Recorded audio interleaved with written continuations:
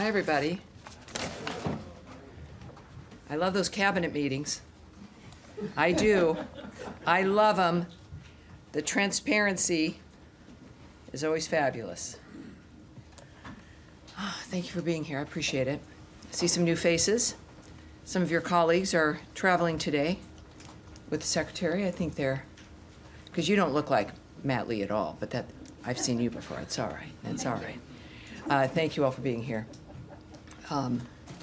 Do have, of course, a couple of announcements here as we begin. In my own voice, not AI. Not that you have some questions about that. All righty. So, of course, as we know, as we have all been following the situation in Texas, of course, the horrible catastrophe there for everyone. To begin, our hearts break following the tragedy in Texas earlier this week. President Trump did sign a major disaster declaration for Kerr County. During this time, we are moved by the many countries around the world who have expressed their condolences. We are thankful to our regional partners, including our friends and neighbors in Mexico, who generously have sent brave firefighters and members of their civil protection water rescue teams to support the search and rescue efforts in Kerrville, Texas. We tend to take each day for granted as we focus on the minutia of each day. The pain and suffering of the families who have lost their loved ones, including the children who have died or who remain missing, is beyond comprehension and shocks the soul. Everyone here at the State Department is keeping all those affected in our prayers and in our hearts. And now, today, Secretary of State Marco Rubio joined President Trump for a cabinet meeting at the White House. During the meeting, Secretary Rubio described the historic accomplishments of this administration under President Trump's leadership. We have seen unprecedented progress in advancing our national interests and in the pursuit of peace. To quote Secretary Rubio, "We prevented and ended a war between India and Pakistan. NATO is now at 5% for the first time ever, the highest numbers ever. A peace deal between the DRC and Rwanda. A 12-day war that ended with an American operation that we're the only country in the world that could have done. Hopefully, pretty soon, a peace deal between Azerbaijan and Armenia. The entire Middle East and the infrastructure of it has the potential now to change because of Syria and Lebanon, and it hasn't even been 6 months." In addition, this evening, Secretary Rubio will travel to Kuala Lumpur to participate in the ASEAN United States Post-Ministerial Conference, the East Asia Summit Foreign Ministers Meeting, and the ASEAN Regional Foreign Ministers Meeting. He is also scheduled to meet with senior Malaysian government officials. In his first trip to Asia as Secretary of State, Secretary Rubio is focused on reaffirming the United States' commitment to advancing a free, open, and secure Indo-Pacific region. During this trip, the Secretary will highlight the strength of our comprehensive strategic partnership with ASEAN in delivering results for the American people and the people of Southeast Asia, as well as our commitment to building on our comprehensive partnership with Malaysia. And with all of that, I will take your questions here. Andrea Mitchell. Yes, ma'am. Thank you so much. Well, in your own voice, can you explain how it could happen that some imposter tried to get access via a fake, signal ID of the Secretary of State reaching out to officials, foreign officials, as well as domestic officials? And how could it happen? And can you explain, did they get in and did they get any access? Well, there's a few things I can say to you here. The State Department, of course, is aware of this incident and is currently monitoring and addressing the matter. The department takes seriously its responsibility to safeguard its information and continuously takes steps to improve the department's cybersecurity posture to prevent future incidents. For security reasons, we do not have any further details to provide at this time. The State Department, of course, when we think about the reports that have occurred, and the details that we would like to provide become problematic, obviously, when it comes to investigations and the nature of the actions that we're taking. So that's what I have for you right now. Well, can you say anything, can you tell the American people that there was no damage, no violation of security? Yeah, I will not, whether that's the case or not, go into any of the details. This, of course, is the State Department. It's the United States government. We live in a technological age that we are well enmeshed in, and I'll leave it at that. But when there is something to report, everyone here will hear it first. Can you say whether it was discovered by state or by another government agency or by an outside provider? I cannot go into any details regarding discovery or the actions that have been or are being taken or will be taken. But it will be something that you will hear. All right. Yes, Humaira, Reuters. Hi, Tammy. Thank you. What can you tell us about Gaza ceasefire talks? Prime Minister Netanyahu is here. He's going to meet with President Trump again tonight. Is it close? What are the remaining sticking points? So many questions. I mean, that's 7 questions so far. No, it's only 2, actually. Yes, all right. You can handle it. I think I can. I think I can. It's an important question, obviously. This is something that the president and this administration has been focused on, as has the secretary from day one. I can tell you that I think, as it has been clear, the president has been optimistic from the start, and his optimism holds. He is very hopeful for progress. There was some commentary made, of course, at the cabinet meeting, which I do want to share with you. The Witkoff had also made some remarks. Is this in the book or in the paper here when it comes to the commentary? I think we're going to get that. You might see one of my specials coming up here in a moment. Because I want to get you specifically what, of course, the special envoy has said as well. So let's get that. That was what was fun, with a lot of people here at the State Department taking furious notes as the commentaries went around the table for the cabinet meeting. But we have from both the special envoy and the president. Got on so many issues. But yes, let's get this. On the Netanyahu meeting, there will be another meeting this evening with Prime Minister Netanyahu. The president has noted, of course, Gaza is a tragedy, and everyone wants to get it solved. Ambassador Steve Witkoff says we're in proximity talks now. We had 4 issues, and now we're down to 1 after 2 days of proximity talks. So we're hopeful by the end of this week that we'll have an agreement that brings us to a 60-day ceasefire. 10 live hostages will be released. 9 deceased will be released. We're meeting with all the hostage families to let them know, and we think this will lead to a lasting peace in Gaza. So I think that's what we have. Right. Do you know much about the sticking points? Because Palestinian sources had said on Monday that there's been progress has been held up by Israel's limits on allowing humanitarian aid into Gaza. And in the text, it says the aid will be delivered by United Nations, Red Crescent, and other agreed channels. Does the U.S. want and Israel want for GHF to be one of these channels? Well, we're focused on still getting a ceasefire. We're still at the talks of that. It has not been signed. It's not been established. We believe it will be. We had a ceasefire once before. That was broken early on in this dynamic. On October 7th, there was a ceasefire. That was also broken by the same monsters who continue to make statements, which I would suggest anything you hear or receive from Hamas, that terrorist group that is responsible for this suffering and the carnage for generations, you should look at with a side eye, with suspicion.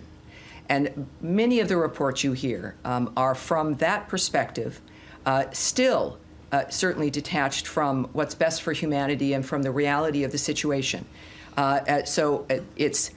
We're focused on, the president is focused on the ceasefire itself. Nothing is given until it's done. And that is what we're looking at. I think that for those who are thinking about more aid, that's fabulous. Of course, the State Department and certainly Secretary Rubio and the president have made comments throughout this process about the importance of aid, about the importance of assisting the people who are the first victims of Hamas, which are the people of Gaza. And we've stayed true to that principle, and we remain committed to it. So however many are going to participate in the rebuilding and in an end to the suffering, it's great news, but it has to be new ideas that can actually succeed. And we're on our way, of course, to accomplishing that. All right. Yes, Jillian.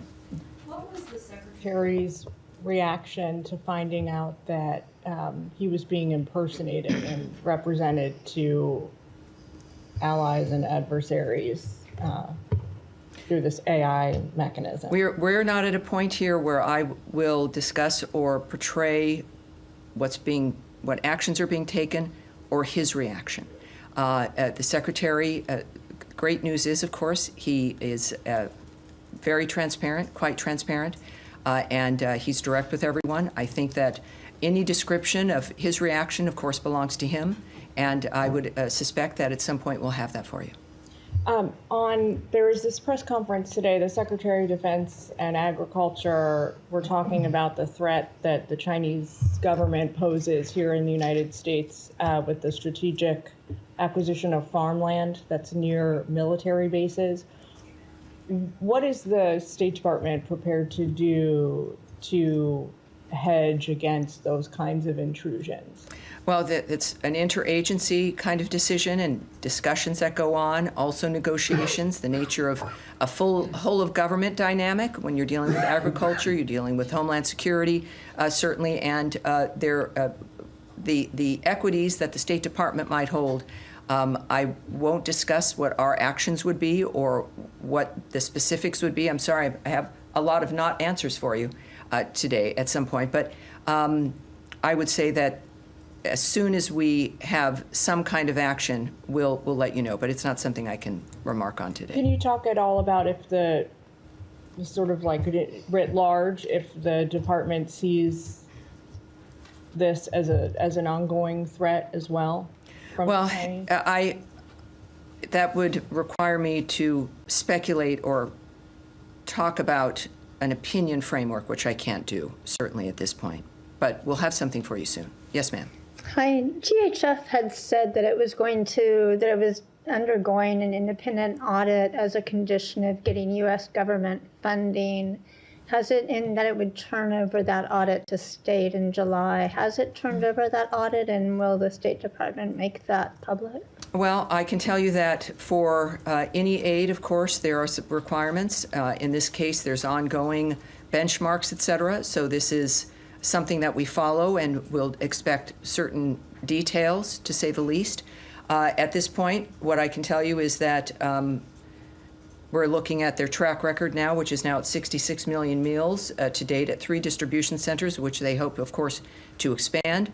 And whatever our requirements are regarding aid, this aid and any other aid, I won't discuss here at this podium, but it certainly is a standard that is worthwhile and matters based on, as you know, we've done a huge revamp of our foreign aid framework, and it's based on making sure that what happens meets our standards, our vision for what's best for America, and our values. And at this point, it's clear that we believe GHF has the potential for that, and we're moving forward. So as soon as there's more details, we'll get that to you. On that topic, does the State Department disagree with the counts of international bodies and aid groups that hundreds of Palestinians have been killed, have been shot trying to receive the aid? And if not, what is the State Department assessment, or what is Israel saying about how many, if any, Palestinians have been killed? Well, we know Israel has some investigations ongoing regarding what has transpired in a war zone they did not want, a war zone they did not expect, a war zone created exclusively by Hamas, which now is thinking about a ceasefire and looking at it, which is nice.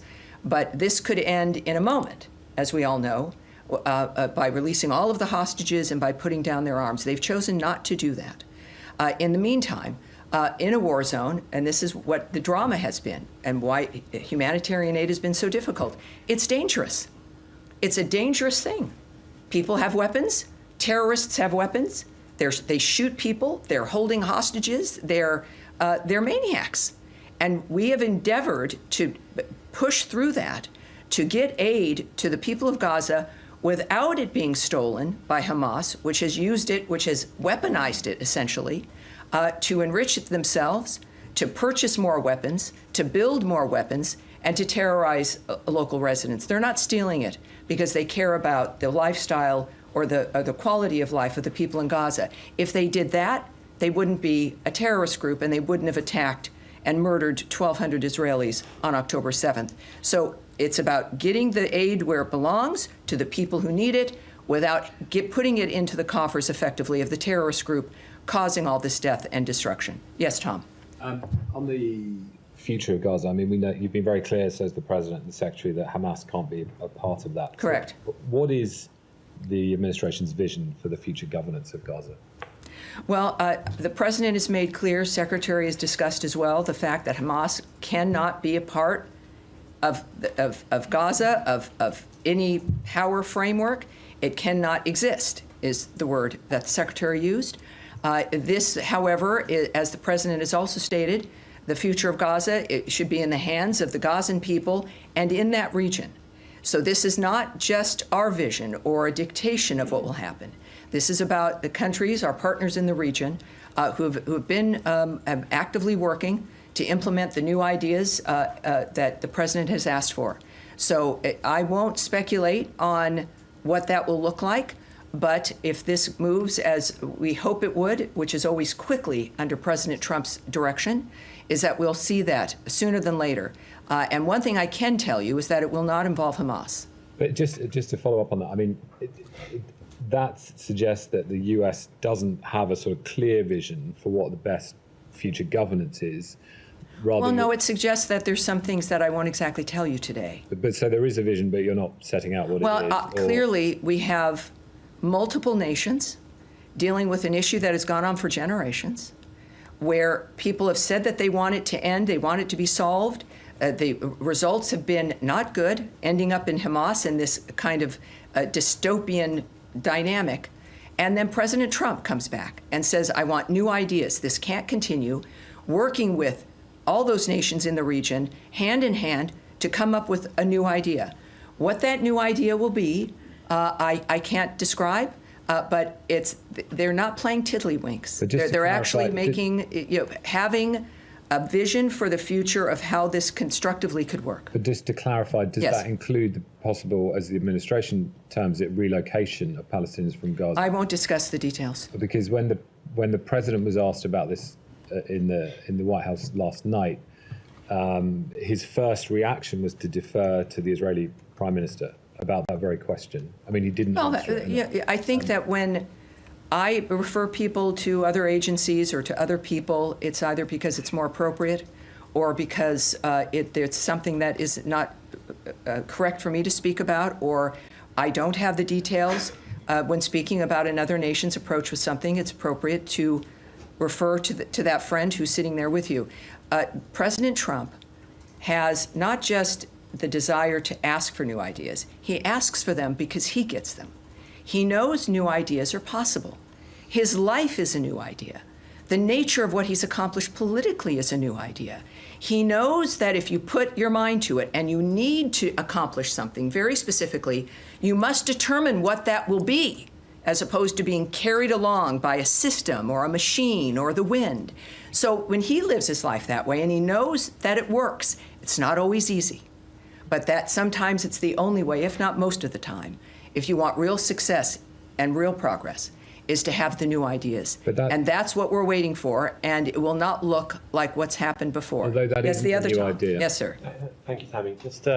Just going back to Gaza, can you tell us what that one remaining issue is that Special Envoy Witkoff described or referenced earlier? No, but I'm sure we'll find out. And another sort of simple question. Of course. By the end of the week, does that mean by Friday, by Saturday, or by Sunday? I think generally it could be the collection of the days at the end of the week. I can't, I'm not going to specify because we know how things can happen. The president is leaving on a trip today that originally he was going to be leaving on a couple days earlier. The world happens.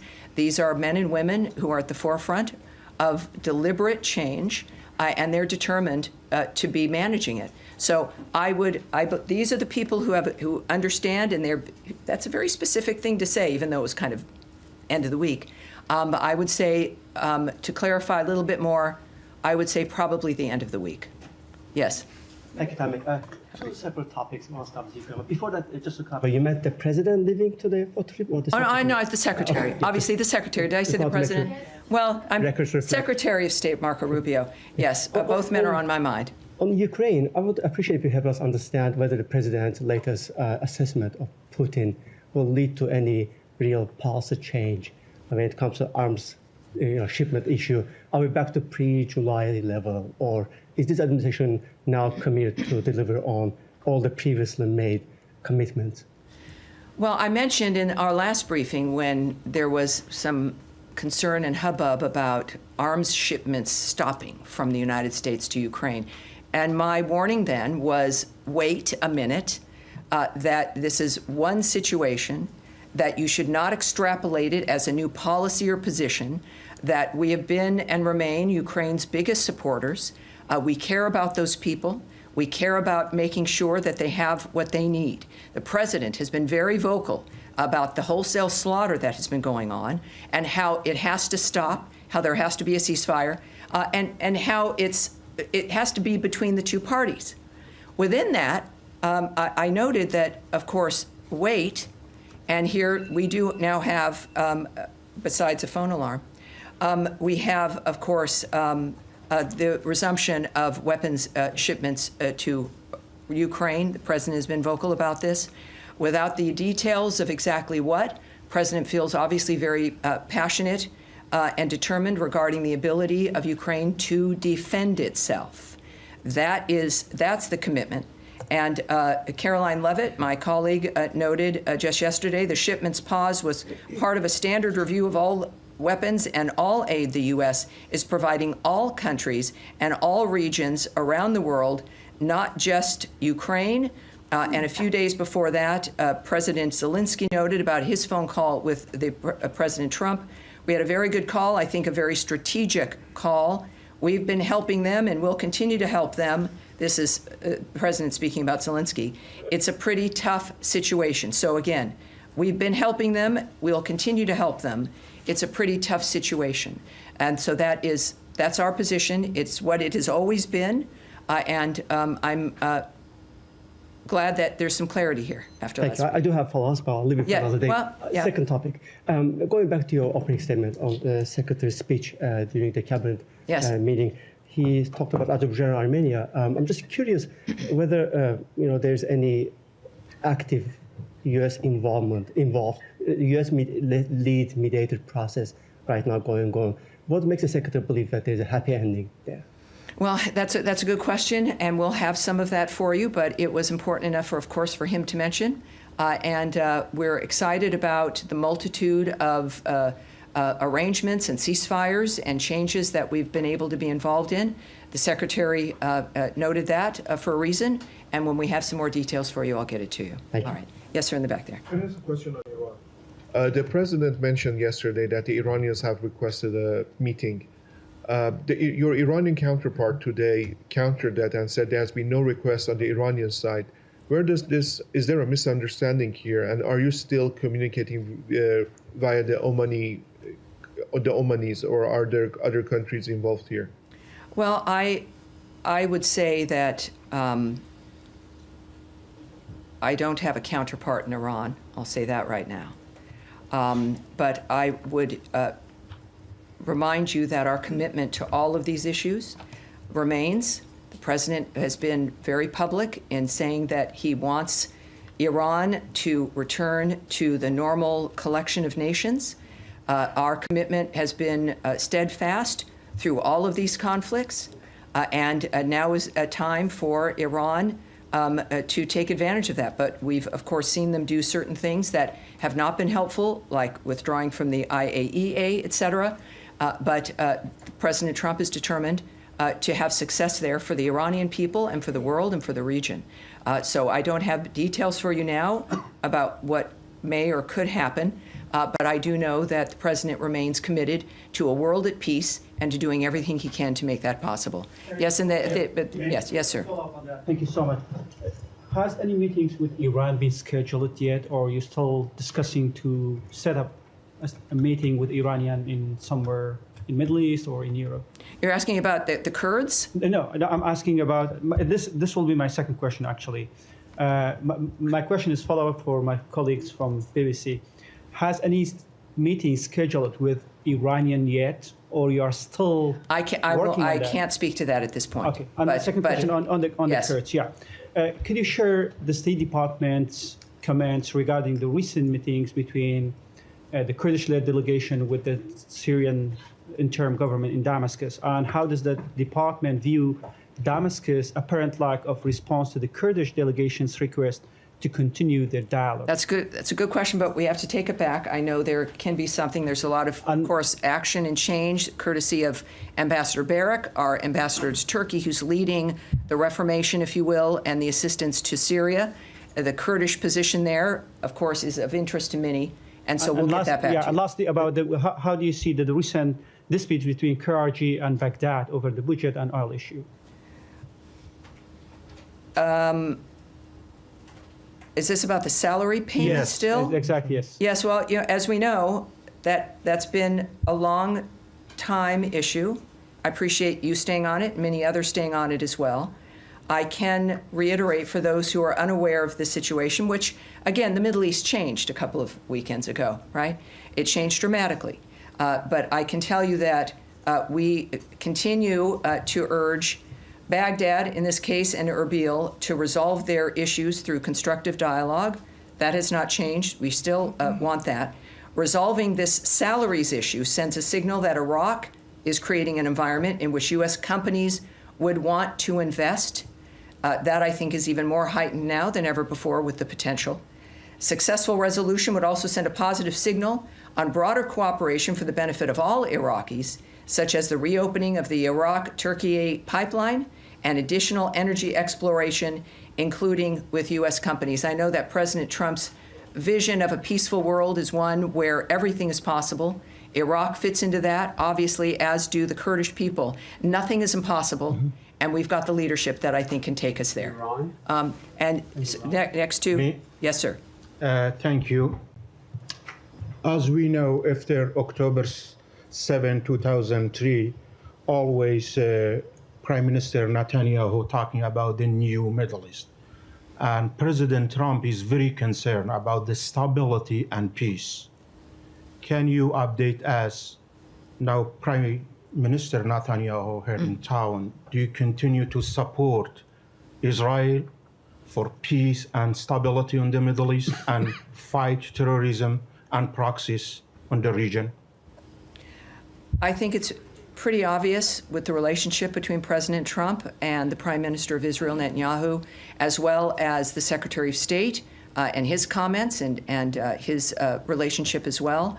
Our involvement in the issue of defense and supporting Israel's defense of itself. It's clear that now opportunities have opened up as terrorist death squads of the region, having been supported by Iran, remain on their heels. And it's a very exciting time. It's a time where people who perhaps felt that this was the only normal or the new normal are realizing, as people around the world are, that things can change for the better. This kind of suffering is not perpetual. It can end. And that is what I know President Trump is focused on, and why we have the friends that we have and the actions that we take, because a safer world for the United States, considering all that is asked of us, which we respond to with, I think, incredible generosity. It is our nature as a nation made up of people who wanted freedom and liberty, is that a peaceful world is the best thing for the United States and every other country. And that is our goal, and we search for that and work for that with our partners throughout the world. Ron? All right, yes, in the yellow. Yes, thank you, Ambassador Barak was in Lebanon, and he received the response, like the Lebanese response, on his proposal regarding the ceasefire between Lebanon and Israel. What do we expect after this? And publicly, he was positive regarding the response. Yes. Can you walk us through what happened? What? Well, Special Envoy Tom Barak, also again the ambassador to Turkey, is a remarkable individual. He's got an assignment that is difficult. He, of course, he visited Beirut. He is not a man who pretends. And so you're seeing a public explanation or description of his attitude about what's happening. You can believe in that. He has said that he was unbelievably satisfied, as one example, with the Lebanese government's response to calls to disarm Hezbollah. Now, there is a transparency, I think, that President Trump has set for everyone that moves with him, that has aligned with him. And that's because the American people deserve transparency, that we, for too long, have not had it. And so, yes, while I won't characterize private diplomatic conversations that any of our leaders have, the fact of the matter is you can listen to their own words, you'll see and hear the honesty, and you'll be able to make your conclusions from that. Yes. Yes, sir, with the beard. Thank you. We heard Israel's Prime Minister Benjamin Netanyahu saying that U.S. and Israel are getting closer to finding countries who will take in Palestinians. Can you tell us who are these countries? Are they in the Middle East or outside of the Middle East? Well, we know that this has been through conversations and discussions, a part of the ideas that have been discussed or, I suppose, contemplated. There's a realization that, as the president has noted, as the situation became quite obvious, that was not an environment, the Gaza Strip, where one can live peacefully or safely. And in order to rebuild and to remake, people have to be safe. Where we go with those conversations, I won't discuss the end result, but we are at a point. What is this, Tuesday? We're dealing with, after everything we've experienced, think about it, in just 5 to 6 months. What has changed already? The Secretary noted that a bit in his remarks at the cabinet meeting. It's been an astounding shift, and to the future itself, not in a moment of a singular ceasefire, but changes in attitudes and what we expect. So I would say that there's a belief in general that things can change, that the people themselves are what's being considered first and foremost, and it's the regional partners, the nations in that region, who also have an overwhelming interest in the destruction and the carnage ending. And so we'll have to wait and see who is going to participate in how we make this a better future for the people of the Gaza Strip. All right, and yes, sir, go ahead. Yes, I wanted to... Tell me your name, by the way. You're in for someone? Yeah, I'm James Laporta from CBS News. Great, hi there. Hi, James. Thank you for having me. I wanted to take us back to Russia-Ukraine for a minute and something the president said. And I'll give you the quote. Quote, "We get a lot of BS thrown at us by Putin. If you want to know the truth, he's very nice to us all the time, but it turns out to be meaningless." How is the president going to negotiate a peace deal when everything that Putin says is meaningless? And to be fair, this is something that people have told the president for a while now, that what Putin largely says is meaningless. Even President Zelensky has said that, and the president has largely dismissed those concerns until recently. I would urge you to be cautious about presuming the nature of the choice that the president makes, what informs his actions. Don't project onto him that he's dismissed concerns or accepted them. I've not been involved in high-stakes peace negotiations between nations, one of which is a nuclear-powered nation with nuclear weapons. Many of these issues are dealing with nations that could obliterate people in a flash. So I'm not going to presume, and none of us should, the nature of the choices that President Trump specifically makes in his determination to save people's lives and to end the absurdity of what has happened in some of these situations. He tries. He doesn't give up. He talks with people. He knows he can persuade people. He knows Vladimir Putin. There's an effort, and he was committed and remains committed to diplomacy first. But he must know that when there's a limit to that, and he believes, as I think we all should, that people, as they're portrayed in the media, can be one thing, but also that over time people do change for the worse or for the better. And President Trump is going to make a decision based on the private conversations he's had, the people that he knows, the other people involved in the negotiations, the advice he receives, the guidance from his cabinet, but also his own judgment, which has been remarkable, and his transparency. So you hear his assessment. Right. When it comes to when you make a deal with someone or something is arranged, and the secretary has noted this also, is that you don't make a deal with someone because of trust. You make a deal with someone based on what they do and what they don't do, ultimately in the fashion of that deal. So otherwise, with people who cause death and destruction around the world, there would never be any arrangements because there are many people you can't trust. But it's about setting a stage where people must comply with a certain dynamic or there's a price to pay. You don't need to be able to trust someone to do that. You need to be able to have an environment that someone only, frankly, like Donald Trump and the United States can set to put certain people in a line that is best for the world and their own countries. In February, one more. In February, one more. President Trump one said second, he would sir. keep his Please, word. in the back, stop, and we'll get one more, and then I'll move to you. Yes. Go. One more, sir. Sir, James, one more for you. Well, in February, the president did say, I think he'll keep his word. I've known him for a long time. I think he will. I don't believe he's going to violate his word. So isn't that based on trust? Well, it is. He says that, he tells you what he's thinking, and then the whole point of negotiations and dealing with this kind of thing is based on time and actions that pass. And it's not a static decision. You don't decide that, and then that's the belief or the choice that lasts if something else occurs, or you're seeing some other behavior. We don't do that in any relationship, right? We have expectations, and then you watch and you engage, and that's the point of the engagements and the negotiations. What the president has seen, I won't comment on. I'm not going to project what the nature of how he's making his decisions. What I do know is that he gets what he wants. He's an open-minded man, but he's not naive. He is principled and clear in what he wants to achieve. That's what we're seeing. So keep that in mind as we move forward. Now, I will move to the back. Sir in the glasses, and not you in the blue shirt, in the tie, and then back to you after this. Thank you so much, Tammy. Yes. It's on the Quad meeting, actually. I was trying. Great. Okay, that was fun. I enjoyed the Quad meeting. Yes. And last week I was trying to do this. So I have so many, I'll put everything together for you to be impactful. Oh, well, thank you. At the recent Quad meeting, Indian Foreign Minister Joy Shankar said India has every right to defend itself against terrorism and expect Quad partners to understand that.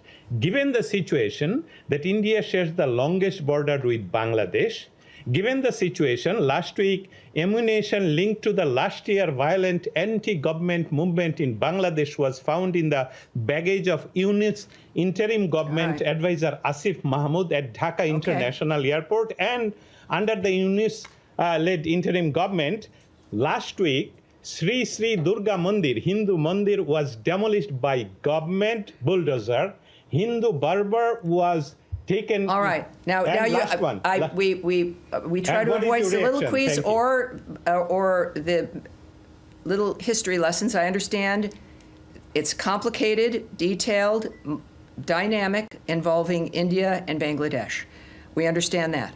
There is, and I would send you to state.gov. I'm not being trite here in this suggestion. There are two statements regarding the Quad meeting, one from Secretary Rubio and a joint statement from all the partners that is quite extensive. And that is what we are willing to share about what happened in those meetings. So those are the purpose of the readouts. I will certainly not characterize not only the Secretary's position about the United States. I'm not certainly going to characterize India's or any other nation's position or statements in what is a diplomatic meeting. But I would suggest you see that joint statement, and I think we'll be in good shape. Now, behind you in the blue shirt. Thank you, spokesperson Tammy Bruce. After President Donald Trump elected as the 47th president, in less than 6 months, we saw two major wars between India and Pakistan and Iran and Israel. And President Trump mediated both. Pakistan first nominated him for Nobel Peace Yes, Prize, they did. and now Israel. How you see this? And second, ma'am, you have been asked 2 times before. What is He's counting. Yes, Okay, keep going. In Pakistan, when there were elections here in the United States, there was much enthusiasm. A former Prime Minister Imran Khan is currently in jail. What is your official take on it? Do you see it as an internal matter of Pakistan? What's the take of this administration on Imran Khan's imprisonment in Pakistan? Well, for the administration's opinion regarding Mr. Khan's situation, I would ask you to check with the White House and my colleague Caroline Leavitt on the issue of the fact that President Trump has been nominated now twice, certainly by the latest by Prime Minister Netanyahu regarding our work for peace regarding Iran and Israel. We'll see. I think the president has made it clear that he doesn't expect ever to win something of that sort, and yet the issue for him, the prize, is his success. The prize is the end result, and humanity will be the deciders and the judgment of the nature of what he has contributed with his life. I think that, frankly, in my opinion, transcends the Nobel Peace Prize, but he deserves every prize. He deserves this one for the Abraham Accords. He deserved it. There are many things he deserves, and I don't know in this world whether he would get them, but what he has received is the biggest prize of all, which is the presidency of the United States, brought to him by the freest people in the world in an election, returning him to this office after a remarkably shocking and obscene attacks on himself and his family for years. He did not give up. The American people did not give up on him. He is now not giving up on the world, and the people of the world are going to decide and make a determination of the greatness of Donald Trump, and it's going to be unavoidable. And I appreciate your question. Yes, sir. In the glasses. Yes. Thank you so much. After the ceasefire between India and Pakistan, Pakistani government and army chief appreciated the efforts of President Trump and nominated him for the Nobel Peace Prize. But on the other hand, Indian Prime Minister Modi and his cabinet members continuously saying that President Trump has no role in the ceasefire between India and Pakistan. Even Jay Shankar, when he met Secretary Rubio last week, after that meeting, he told media that President Trump has nothing to do with the ceasefire between India and Pakistan. Sure. So what are your thoughts on these lies and rogue behavior of Modi and his cabinet members? So many comments speak for themselves. That's one of the good news aspects of our modern world, is people can see what's really occurring. You're not reliant on a comment to know what has really happened. The world is playing out in front of us in real time, on big screens and small screens. Everyone will have an opinion. That's an opinion. Some opinions are wrong.